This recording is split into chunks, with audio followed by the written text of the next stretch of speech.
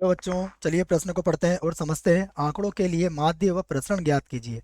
3 के प्रथम 10 गुणज का हमें माध्य भी ज्ञात करना है और प्रसरण भी ज्ञात करना है। प्रश्न को हल करने से पहले हम प्रश्न के लिए मुख्य अवधारणा लिख लेते हैं। तो इस प्रश्न के लिए मुख्य अवधारणा, इसकी सहायता से हम इस प्रश्न को हल करेंगे। मुख्य अवधारणा में हम सबसे पहले माध्य ज्ञात करने का सूत्र लिखेंगे। तो देखिए, माध्य बराबर क्या होता है? माध्य बराबर माध्य बराबर होता है आंकड़ों का योग बटा आंकड़ों की संख्या। ये बात हमें याद है। मैं एक बार और लिख देता हूँ इसे। सूत्र क्या है हमारे पास? माध्य बराबर माध्य, जिसको हम एक्स बार से व्यक्त करेंगे। और इसका सूत्र क्या बनेगा? इसका सूत्र बनेगा आंकड़ों आंकड़ों का योग और बटा आंकड़ों की संख्या। आंकड़ों की संख्या। तो ये माध्य ज्ञात करने का सूत्र आपको याद रखना है। दूसरा देखिए, दूसरी हम बात करेंगे, हमें प्रसरण ज्ञात करना है। तो प्रसरण का भी सूत्र याद होना चाहिए आपको। तो सूत्र लिख देता हूं मैं। प्रसरण बराबर, जिसको हम सिग्मा स्क्वायर से व्यक्त करते हैं, तो प्रसरण का सूत्र होता है 1/n। एन मतलब आंकड़ों की संख्या है, से ये हमारा तात्पर्य है। तो आई बराबर 1 से n तक, ये होगा एक्स आई का वर्ग और प्लस यहाँ पर होगा सिग्मा या समेसन आई बराबर 1 से n एक्स आई बटा n। और पूरे की घातांक कितनी होती है? यहाँ 2 होती है बच्चों ना। गलती से यहाँ प्लस हो गया है, ये माइनस होता है यहाँ पर। मैं इसको सही कर देता हूँ।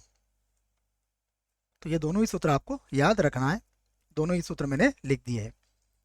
आइए, उसके बाद एक दो सूत्र और है, इनकी आवश्यकता भी हमें इस प्रश्न में पड़ सकती है, तो उनको भी लिख लेते हैं। सबसे पहले आपको याद होना चाहिए प्राकृत संख्याओं का योगफल। तो प्राकृत संख्याओं का योगफल को संक्षेप में हम सिग्मा एन से व्यक्त करेंगे। ये प्राकृत संख्याओं के योगफल को व्यक्त करता है, सिग्मा एन।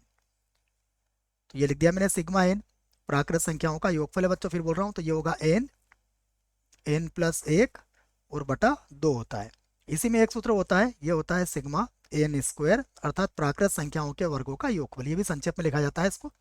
तो ये होता है एन, एन प्लस 1, 2n+1 और बटा होता है 6। तो ये सब जानकारी आपको इस प्रश्न के लिए होना चाहिए। अब हम इसका माध्य ज्ञात करते हैं सबसे पहले। तो ये लिखा मैंने, माध्य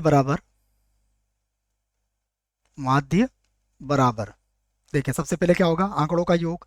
तो आंकड़े कितने हैं हमारे पास? 3 के गुणज है, तो 3, उसके बाद 6, उसके बाद 9, और इस प्रकार 10 गुणज लेना है हमें। तो ये अंत में कितना आ जाएगा? 30 और बटा इनका योग कितना होगा? कितने होंगे ये? 10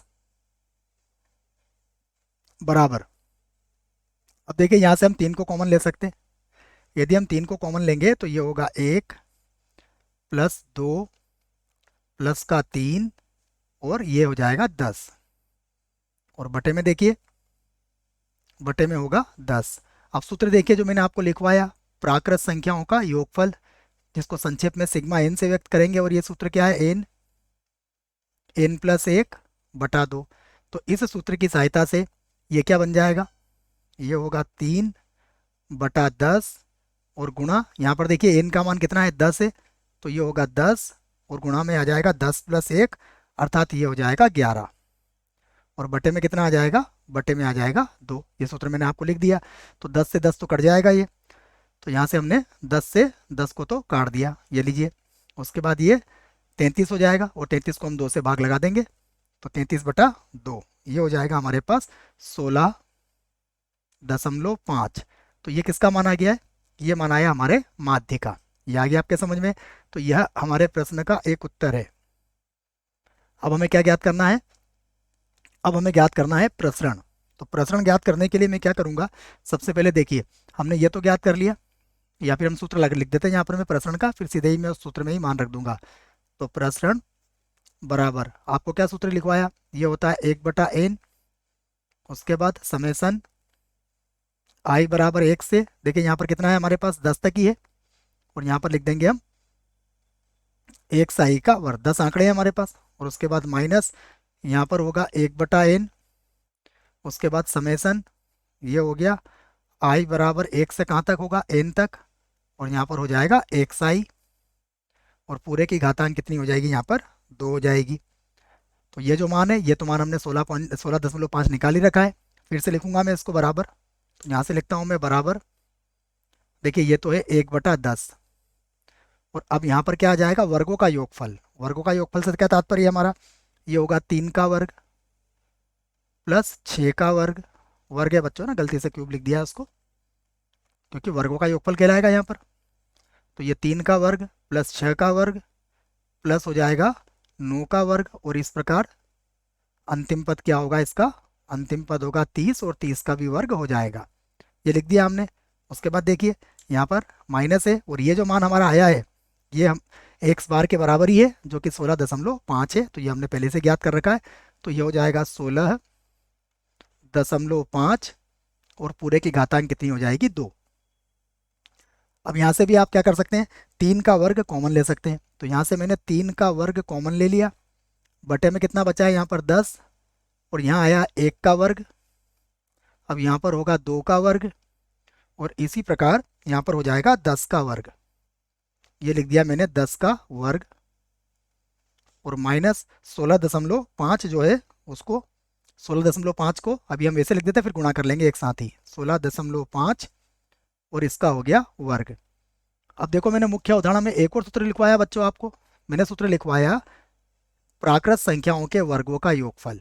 ये कितना है, n+1, 2n+1, और बटे में कितना है 6। तो इस सूत्र का प्रयोग हम यहाँ पर करने वाले हैं। तो इसकी सहायता से देखिए ये क्या बनेगा, बराबर, ये तो हो जाएगा 9 बटे में आ जाएगा 10, और n का मान 10 रखेंगे इस सूत्र में, देखो यहाँ भी 10, यहाँ भी 10, और यहाँ भी 10, तो ये मिलेगा आपको 10, 10 और 1 हो जाएगा 11, और 20 और 1 हो जाएगा 21। तो ये हो गया 10, उसके बाद 11, और उसके बाद 21, और पूरे के बटे में कितना है यहाँ पर, पूरे के बटे में होगा 6। तो यहाँ भी आप कह सकते हो कि 10 से 10 तो कट जाएगा, तो 10 से 10 को तो आप काट दीजिए। उसके बाद और भी काट सकते हो आप इसको, 2 के पहाड़े से काट दीजिए इसको, 2 से नहीं बच्चों, 3 के पहाड़े से। तो 3 के पहाड़े से ये कितनी बार कटेगा, 2 बार, और ये कितनी बार कट जाएगा, 3 बार। ये आ गया हमारे पास। अब हम इसको इधर देख लेते हैं, इधर कितना है हमारे पास, इधर है 16.5, और इसका भी वर्ग चल रहा है। आगे हल करते हैं इसको। तो जब इसको हल करेंगे, और 2 का भाग भी लगा देते हैं, 21 गुणा 11 गुणा 3, और इसको 2 से भाग लगा देंगे, तो ये हो जाएगा, पूरा हल करके लिख देता हूँ मैं, 346 और 0.5 आ जाएगा ये, और माइनस 16.5 को 16.5 से गुणा कर लीजिए आप, इसको गुणा करने पर आ जाएगा 272, 272.25। अब हम घटा लेंगे, तो घटाना आता है हमें, घटाएंगे तो ये आ जाएगा 74 और 0.25। तो यह हमारे प्रश्न का एक और उत्तर आ चुका है। दोनों ही उत्तर हमारे प्राप्त हो चुके हैं। आशा करता हूँ आपको इस प्रश्न का उत्तर समझ में आया होगा। धन्यवाद।